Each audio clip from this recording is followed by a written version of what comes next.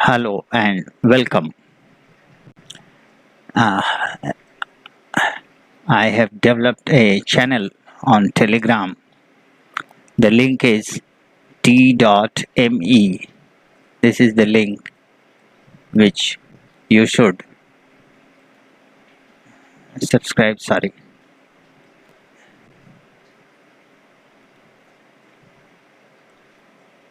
Well. There is some error. Okay. This is the link for that channel. You can subscribe that channel for materials like PDF and other things that I post on it related to each editorial that I broadcast. The Hindu editorial today has a topic scandalizing as contempt. So, what is scandalizing and what is contempt? Scandalizing is a normal English word and it means to shock someone, to allege someone, to put a surprise by saying that you are not morally conscious. You are your actions are away from morality. So scandalizing as contempt. Now this allegation or this disrespectfulness is being taken as contempt. What is contempt? Contempt is an offense for disrespect. So if I say that you are not acting morally correct, if I say you are not morally correct and you take it as an offense of disrespect, this is being discussed in this passage. Now, why do I say you are not morally proper? And what makes you count that as an offense is to be looked into in this passage. Okay, let us go to the subtopic. It says, time to revisit the idea of scandalizing in contempt law, usher in judicial accountability. So this is the thing. It has a reference of judicial accountability. This becomes important. So in terms of judiciary, if someone puts his head and says that the judiciary is not morally correct, then that is taken as an offense of disrespect. And this law is required to be revisited, to be assessed again whether it should be there or not, is the issue of this passage. So, the passage begins with an introduction. The initiation of proceedings for criminal contempt of court against lawyer activist Prashant Bhushan has once again brought under focus the necessity for retaining the law of contempt as it stands today. So, the important thing is necessity for retaining the law of contempt. Should we have the same law of contempt in future as it stands today? This is the thought of this passage. Now, what is it and what does it have the background? The background is the proceedings initiated against a lawyer activist Prashant Bhushan. Prashant Bhushan is a lawyer activist. He might have done something activity of scandalizing the judiciary, and a proceeding of criminal contempt against him initiated by the court is the matter of concern, whether this type of law of contempt should exist or should it be modified for betterment or whatsoever. This is the idea behind this sentence.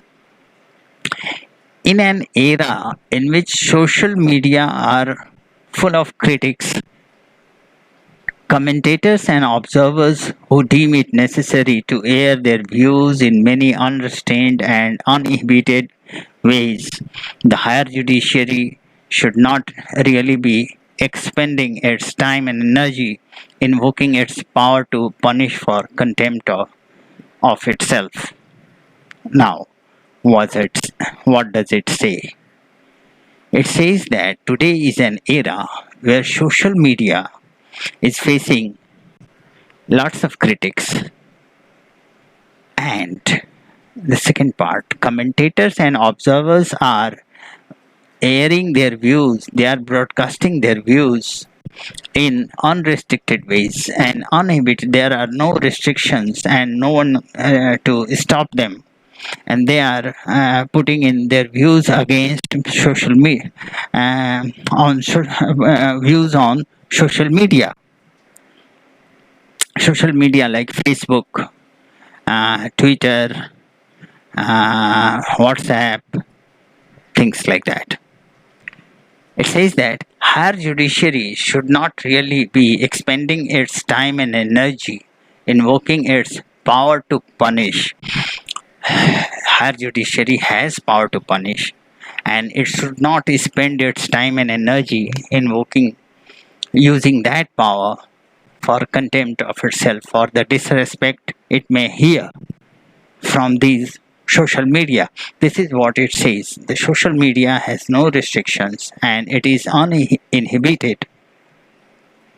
It keeps on airing, broadcasting its views off and on. Maybe reasonable, maybe not reasonable, but should the higher judiciary spend its time and energy to punish those or to take action against those issues? Okay, while it may not be reasonable to expect that the court should ignore every allegation, yeah, this is there. The court should not ignore all the allegations that come before it, or innuendo. What is innuendo? Innuendo refers to the remarks, the poor remarks, the disrespectful remarks made by anyone against any respectful organization or institution. And every piece of scurrility, what is scurrility? It is sort of abuse. So, court should not ignore allegations, disrespectful remarks, or abuses. There is much wisdom in giving a wide latitude to publicly voiced criticism and strident questioning of court's ways and decisions. It says that, let us go into the sentence. While it may, the sentence begins with while, so it makes a comment that it says that the courts may not go into all the allegations but should not ignore all types of allegations that are voiced publicly through social media or whatsoever. But there is much wisdom giving a wide latitude to publicly voiced criticism. There is some wisdom, there is something, and and that those things question the court's ways of taking decisions. That should be looked into. They are quite, these criticisms are quite loud, strident questioning, loud questioning of court's ways and decisions. There are voices against the ways of taking decisions by the court. Mr. Bhushan is no stranger to the art of testing the limits of judiciary's tolerance of criticism. So it says, Mr. Bhushan is a lawyer. He knows the limits of judiciary's tolerance, how much a judiciary will tolerate those voices of criticism, is known to Mr. Prashant Bhushan. He has made allegations of corruption against judges in the past. So he has already made allegations in the past and has been hauled up for it too, for which he has been questioned and he has been hauled up. He has been severely questioned about the authenticity of those allegations in the court. The latest proceedings concern two tweets by him. So he has made two tweets on Twitter. One, a general comment on the role of some Chief Justices of India in the last 6 years. So one of the tweets relates to is a general comment against Chief Justices that have come in the last 6 years. And another targeting the current Chief Justice of India. CJI stands for Chief Justice of India, based on a photograph. So it has some evidence as well, a photograph. Now what are these things? Or how they disturb the apex court? How sensitive should the country's highest court be to outspoken critics? This is a big question. How sensitive should it be to these critics on Twitter or social media? What would be more judicious is the question of law. Should court be busy in these very trifles, or should it avoid them? Ignoring adverse remarks or seeking to make an example of some principal author, some main authors. So either ignore all these remarks or look ahead for the main culprit of such criticism to protect the institution. What should we do? What should the apex court do? These are the two alternatives. One, to ignore the remarks, let it go as it is going. And the second is to question, to bring the main culprit to justice. The origin of this dilemma lies in the part of contempt law that criminalizes everything that scandalizes or tends to scandalize the judiciary or lowers the court's authority. Sorry. It says that the compulsion is due to the current contempt law. The law clearly says that those scandalizing or tend to scandalize judiciary are criminals. This is what it says. So, the question is, it may be the time to revisit this clause. This is the opinion. It is not a question.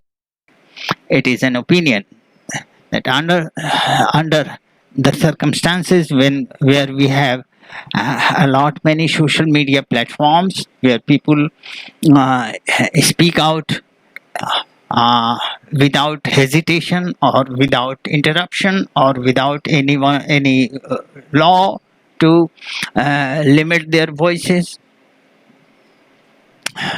We should revisit the clause or the contempt law. This is what it says. Should revisit this law. This becomes important, particularly in view of the social media. Where was it? The social media. Social media was there. Social media. So, presence of social media makes it important to revisit the law. Few would disagree that contempt power is needed to punish willful disobedience to court orders. See, this is a special case. Willful disobedience. If someone is uh, someone is doing it willfully and to harm the court, then contempt power must be invoked. This is the view. Civil contempt and not the criminal contempt. It says civil contempt. There is a difference. As well as interference in the administration of justice and overt threats to judges. So it is speaking of three situations where the contempt should apply. One is willful disobedience. Second is interference with administration of justice, and third is threat to judges. Now these are three uh, situations where the contempt must apply. The reason why the concept of contempt exists is to insulate the institution from unfair attacks and prevent a sudden fall in judiciary's reputation in public eye. Yeah, this is obvious. The judiciary must have the highest esteem before the public and must command the respect, overall respect of the country. And in order to keep away this institution from those bad remarks, some kind of law has to be there. However, it has been recognized by jurists that each time the offense of scandalizing the court or lowering court's authority is invoked, some tend to believe that the court has something to hide. So each time there is a matter of contempt, doubt arises as doubt arises which related to the behavior of the court, and it carries a prejudice that court has something to hide, and therefore in order to hide those things the court is invoking contempt. It was believed in 18th century. Now this gives an prelude to what led to the contempt law. So this is how this relates. It was believed in 18th century England. This stands as prelude, background to the contempt law. It was believed in 18th century England that it was necessary to be impartial and universally thought so that the blaze of glory around judges would stay undiminished. This was an important thing. Earlier in 18th century, there was there was an outlook regarding judges that they have uh, their their personality is sublime and should not and stays undiminished. The the glory of institution and their impartial behavior uh, is always there. However, the contempt doctrine fell into disuse and England abolished the offence of scandalizing the court in 2013. Now, in 2013, the uh, when the courts saw that there is no use of this contempt law, the offences related to scandalizing the court, it was abolished. In contemporary times, it is more important that courts are seen to be concerned about accountability, that allegations are squashed by impartial probes rather than threats to contempt action, and processes are transparent. So this is a better view rather than keeping the contempt law. Uh, what is the betterment?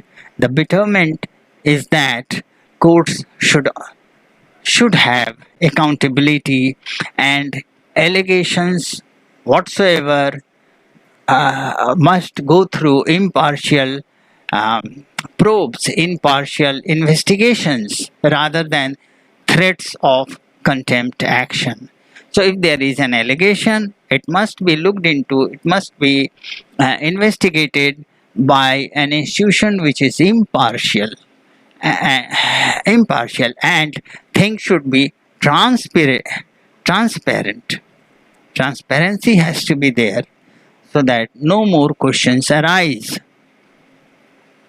Unfortunately, in a system in which judges are not expected to disclose the reason for recusing themselves, and even charges of sexual harassment are not credibly investigated, it is only the fear of scandalizing the judiciary that restrains much of the media and the public from a more rigorous examination of the functioning of judiciary.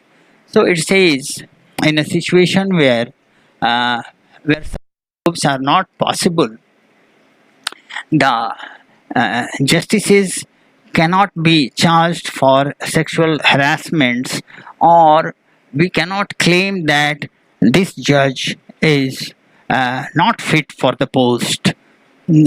Such such limitations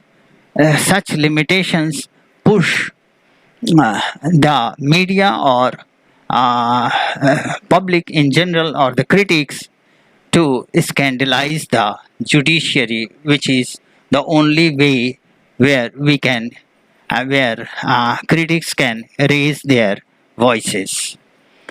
So this is how this passage goes, and says that in scandalizing is contempt. So if you speak against judiciary, you make an offense.